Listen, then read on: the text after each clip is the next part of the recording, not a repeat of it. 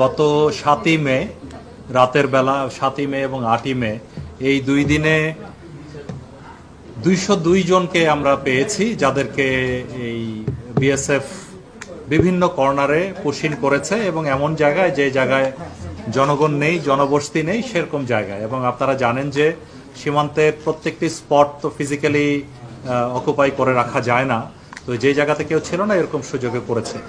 এই ২০২ জনের মধ্যে আমরা পরে আমাদের মাননীয় উপদেষ্টার নেতৃত্বে আমরা আমাদের মন্ত্রণালয়ে মিটিং করে তারপরে সিদ্ধান্ত নিয়ে তাদেরকে পুলিশের মাধ্যমে, এসবির মাধ্যমে ভেরিফিকেশন করে যাদেরকে বাংলাদেশি পেয়েছি।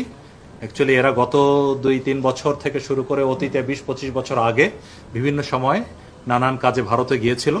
তবে তাদের মধ্যে তাদের সন্তানাদিও আছে যারা অনেক আগে গিয়েছিল। এইসব সন্তানাদি কিন্তু তারা ভারতের আধার কার্ড বা অন্যান্য ডকুমেন্টস পেয়েছিল, বাট পুলিশ বা বিএসএফ তাদের এগুলো রেখে দিয়ে তারপরে পুশিং করেছে।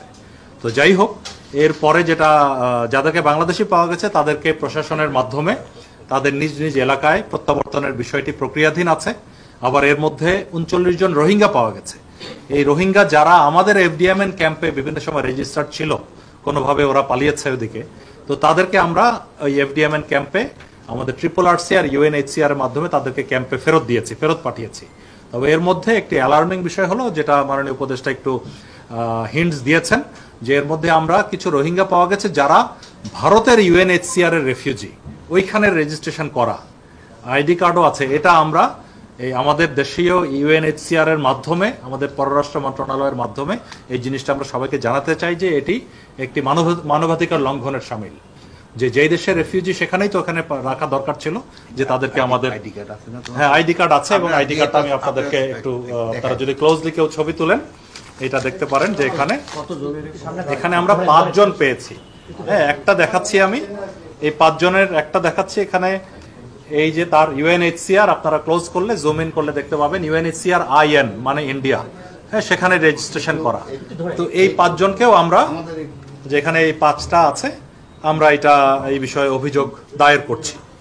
আচ্ছা, আর পুরো বিষয়টিতেও আমরা আমাদের UNHCR এ বলেছি, আর আমাদের RRRC যেখানে রোহিঙ্গাদের রেজিস্ট্রেশন হয় তাদের মাধ্যমে, এবং পররাষ্ট্র মন্ত্রণালয়ের মাধ্যমেও আমরা এটা প্রসেস করব। আর পুরো বিষয়টি তো আমরা বিএসএফ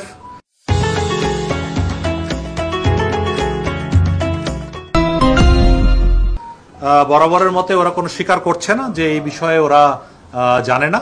এটা হয়তো তারা নিজেই চলে গিয়েছিল ভারতে, ওরা আবার নিজেই প্রত্যাবর্তন করেছে, এই ধরনের বলার চেষ্টা করছে।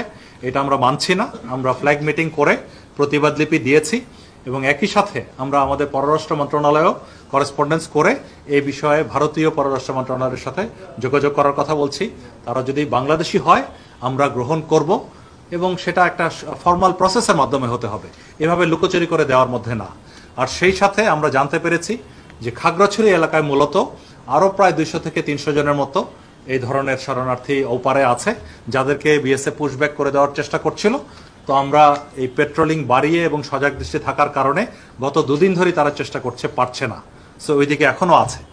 আর ইতিমধ্যে আবার ওইদিকে গ্রাউন্ডে না পেরে আপনার সুন্দরবনের এদিক দিয়ে একটি মানে রিমোট একটি চর, মান্দারবাড়িয়া একটি চর আছে, সেখানে ওরা কোনো একটা ভারতীয় কোনো জাহাজের মাধ্যমে এসে আমাদের আরো ৭৮ জনকে ওখানে ফেলে গেছে, যেটা কোস্টগার্ড তাদেরকে উদ্ধার করে, সেটা কোস্টগার্ডের এলাকা, উদ্ধার করে তাদেরকে নিজ এলাকায় পাঠানোর বিষয়টি প্রক্রিয়াধীন আছে।